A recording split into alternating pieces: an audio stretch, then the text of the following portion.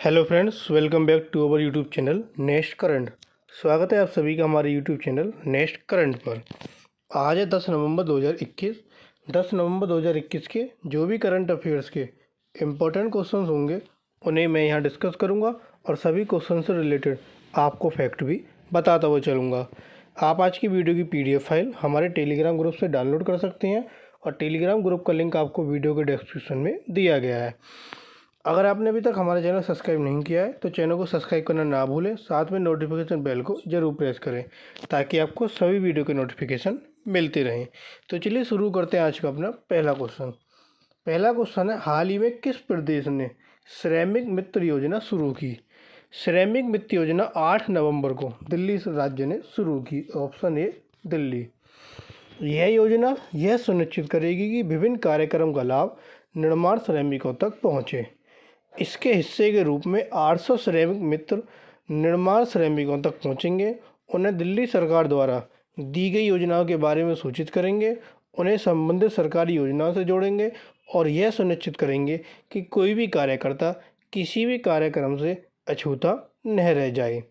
दिल्ली सरकार घर के निर्माण के लिए 3 से 5 लाख रुपये, मातृत्व लाभ के लिए 30,000 रुपये, ऋण के रूप में 20,000 रुपये और उपकरणों की खरीद के लिए अनुदान के रूप में 5,000 रुपये की सहायता प्रदान करती है। अब यह श्रमिक मित्र योजना दिल्ली ने शुरू की, तो दिल्ली के बारे में जानते हैं। यह है आपका दिल्ली, जिसकी राजधानी है नई दिल्ली। वहाँ के मुख्यमंत्री अरविंद केजरीवाल, उप मुख्यमंत्री मनीष सिसोदिया, उपराज्यपाल अनिल बैजल। कुल जिलों की संख्या 11, लोकसभा सीटें 7 और राज्यसभा सीटें 3। अगला क्वेश्चन, हाल ही में किसने सोलर कंपास लॉन्च की? तो सोलर कंपास को लॉन्च किया है अंतर्राष्ट्रीय सौर गठबंधन ने। Option B.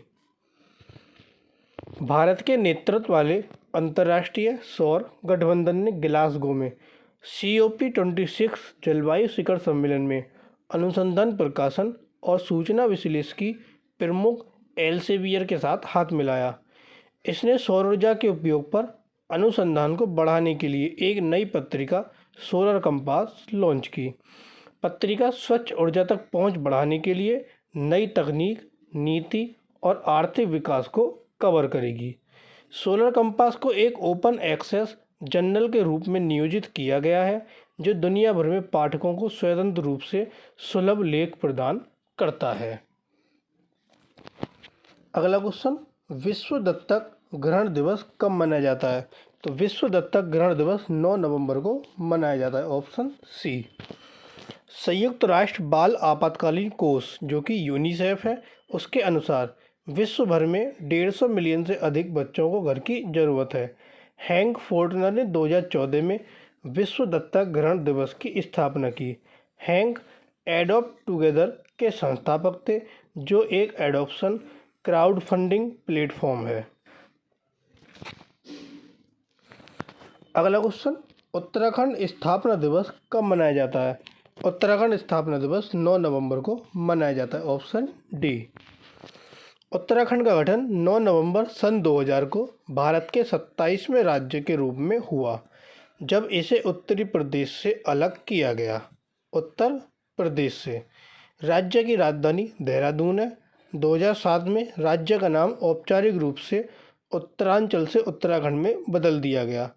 उत्तराखंड नाम संस्कृत भाषा से लिया गया, जिसका शाब्दिक अर्थ उत्तरी शहर है। उत्तराखंड के सीमावर्ती राज्य में हिमाचल प्रदेश, हरियाणा और उत्तर प्रदेश शामिल हैं। अब उत्तराखंड स्थापना दिवस की बात हो रही है, तो उत्तराखंड के बारे में जानते हैं। ये है आपका उत्तराखंड, जिसकी राजधानी है देहरादून। वहाँ के मुख्यमंत्री पुष्कर सिंह धामी, राज्यपाल गुरमीत सिंह। कुल जिलों की संख्या 13, लोकसभा सीटें 5 और राज्यसभा सीटें 3। अगला क्वेश्चन, हाल ही में कौन सा शहर यूनेस्को के रचनात्मक शहरों के नेटवर्क में शामिल हो गया? तो वह शहर है आपका श्रीनगर। Option A. यूनेस्को ने श्रीनगर को रचनात्मक शहरों के अपने नेटवर्क में जोड़ने की घोषणा की। श्रीनगर को शिल्प और लोक कला के रचनात्मक शहर के रूप में नामित किया गया। भारत से श्रीनगर, चेन्नई और वाराणसी संगीत के दोनों यूनेस्को शहर, जयपुर शिल्प और लोक कला के, मुंबई फिल्म और हैदराबाद आपका गैस्ट्रोनॉमी में शामिल हो गया। यूनेस्को नेटवर्क में अब 90 देशों के लगभग 300 हैं। श्रीनगर विश्व भर में उन 49 नए शहरों में शामिल हो गया जो यूनेस्को क्रिएटिव सिटीज नेटवर्क में शामिल हैं। अब श्रीनगर शामिल हुआ। श्रीनगर है आपकी जम्मू कश्मीर की राजधानी। तो ये है आपका जम्मू कश्मीर जिसकी राजधानी है श्रीनगर, और जो नवंबर से अप्रैल तक राजधानी होती है, शीतकालीन राजधानी, वो है जम्मू। उपराज्यपाल है मनोज सिन्हा। कुल जिलों की संख्या है 20, लोकसभा सीटें हैं 5 और राज्यसभा सीटें हैं 4। अगला क्वेश्चन, हाल ही में पहली शारीरिक राष्ट्रीय योगासन चैंपियनशिप किस शहर में आयोजित होने वाली है? तो यह चैंपियनशिप आयोजित होगी आपके भुवनेश्वर में। भुवनेश्वर उड़ीसा की राजधानी है, ऑप्शन सी। पहली शारीरिक राष्ट्रीय योगासन चैंपियनशिप 11 नवंबर से 13 नवंबर तक भुवनेश्वर में आयोजित की जाएगी। इस कार्यक्रम का आयोजन राष्ट्रीय योगासन स्पोर्ट्स फेडरेशन द्वारा उड़ीसा सरकार के सहयोग से किया जाएगा। पुरुष और महिला दोनों वर्गों के लिए योगासन खेल को खेलो इंडिया यूथ गेम 2021 में शामिल किया गया है। खेलो इंडिया का गठन 3 योजनाओं राजीव गांधी खेल अभियान, शहरी खेल अवसंरचना योजना और राष्ट्रीय खेल प्रतिभा खोज योजना को मिलाकर किया गया। यह स्पोर्ट्स फॉर ऑल और स्पोर्ट्स फॉर एक्सीलेंस को बढ़ावा देने के लिए कार्य करता है। अब भुवनेश्वर में यह आयोजित होगी। भुवनेश्वर है आपकी उड़ीसा की राजधानी। तो उड़ीसा के बारे में जानते हैं। ये है आपका उड़ीसा जिसकी राजधानी है भुवनेश्वर। वहाँ के मुख्यमंत्री नवीन पटनायक, राज्यपाल प्रोफेसर गणेशी लाल माथुर। कुल जिलों की संख्या 30, लोकसभा सीटें 21 और राज्यसभा सीटें 10। अगला क्वेश्चन, हाल ही में किसने कोप 26 चार्टर ऑफ एक्शन लॉन्च किया? तो कोप 26 चार्टर ऑफ एक्शन लॉन्च किया रामेश्वर प्रसाद गुप्ता ने, ऑप्शन डी।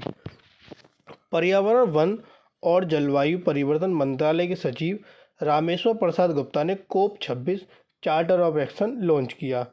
इसे संयुक्त राष्ट्र framework convention on climate change के तहत 26वें कॉन्फ्रेंस ऑफ पार्टीज में लॉन्च किया गया। 6 नवंबर को आयोजित इस कार्यक्रम का आयोजन the energy and resources institute द्वारा किया गया। अगला क्वेश्चन, कानूनी सेवा दिवस कब मनाया जाता है? कानूनी सेवा दिवस आपका 9 नवंबर को मनाया जाता है, ऑप्शन सी। 9 नवंबर को सभी भारतीय राज्यों के प्राधिकरण में कानूनी सेवा दिवस मनाया जाता है। कानूनी सेवा दिवस पहली बार 1995 में भारत के सर्वोच्च न्यायालय द्वारा समाज के कमजोर और गरीब वर्गों के लोगों को मुफ्त कानूनी सेवाएं प्रदान करने के लिए शुरू किया गया। 1987 का कानूनी सेवा प्राधिकरण अधिनियम 11 अक्टूबर 1987 को पारित किया गया और यह अधिनियम 9 नवंबर 1995 को लागू हुआ। अगला क्वेश्चन, हाल ही में अंतर्राष्ट्रीय स्तर पर प्रसिद्ध और उत्तर भारत के सबसे बड़े पशु मेलों में से एक मेला किस राज्य में शुरू हुआ? तो यह मेला शुरू हुआ आपके राजस्थान राज्य में, ऑप्शन डी। 8 नवंबर को यह मेला राजस्थान के पुष्कर में शुरू हुआ और यह 13 दिनों तक चलने वाला मेला है, लेकिन इस बार यह केवल पशु व्यापार तक ही सीमित है। कोविड-19 दिशा निर्देश के कारण इस आयोजन का आनंद लेने के लिए कोई प्रदर्शनियां, सांस्कृतिक और खेल गतिविधियां नहीं होंगी और कोई भी विदेशी पर्यटक भी नहीं होंगे। 415 पशु और 235 ऊँट इस बार इसका हिस्सा हैं। अब ये जो है मेला शुरू हुआ आपके राजस्थान में। तो राजस्थान के बारे में जानते हैं। ये है आपका राजस्थान जिसकी राजधानी है जयपुर। वहाँ के मुख्यमंत्री अशोक गहलोत, वहाँ के राज्यपाल कलराज मिश्रा। कुल जिलों की संख्या 33, लोकसभा सीटें 25 और राज्यसभा सीटें 10। अगला क्वेश्चन, हाल ही में कमांडो ऑपरेशन के बारे में कौन सी पुस्तक का बांग्ला संस्करण ढाका में लॉन्च किया गया? तो वह पुस्तक है आपकी ऑपरेशन एक्स, ऑप्शन डी। भारतीय नौसेना और बांग्लादेश की मुक्ति वाहिनी द्वारा संयुक्त रूप से किए गए नौसेना कमांडो ऑपरेशन के बारे में लिखी गई पुस्तक ऑपरेशन एक्स का बांग्ला संस्करण 8 नवंबर को ढाका में लॉन्च किया गया। पुस्तक कैप्टन MNR सामंत और संदीप उन्नीसन द्वारा लिखी गई। पुस्तक को कैप्टन MNR सामंत के व्यक्तिगत नोट और भारतीय नौसेना कर्मियों के प्रत्यक्ष खातों से संकलित किया गया है। ऑपरेशन एक्स की अवधारणा भारतीय नौसेना के तत्कालीन प्रमुख एडमिरल SM नंदा और कैप्टन मिहिर के रॉय की थी। इसे कैप्टन MNR सामंत ने अंजाम दिया। अगला क्वेश्चन, हाल ही में KKR इंडिया के वरिष्ठ सलाहकार के रूप में किसे नियुक्त करने की घोषणा की गई? तो KKR इंडिया के वरिष्ठ सलाहकार के रूप में नियुक्त करने की घोषणा की KB कामत को। Option D. KB कामत ने 2015 में न्यू डेवलपमेंट बैंक की स्थापना से 2020 तक इसके पहले अध्यक्ष के रूप में कार्य किया। इससे पहले वह भारत की प्रमुख 2 कंपनी ICICI बैंक और इन्फोसिस लिमिटेड के अध्यक्ष थे। अगला क्वेश्चन, हाल ही में कोनेरू रामकृष्ण राव का निधन हो गया। उन्हें किस वर्ष पद्मश्री से सम्मानित किया गया? तो कोनेरू रामकृष्ण को 2013 में पद्मश्री से सम्मानित किया गया, जिनका हाल ही में निधन हो गया।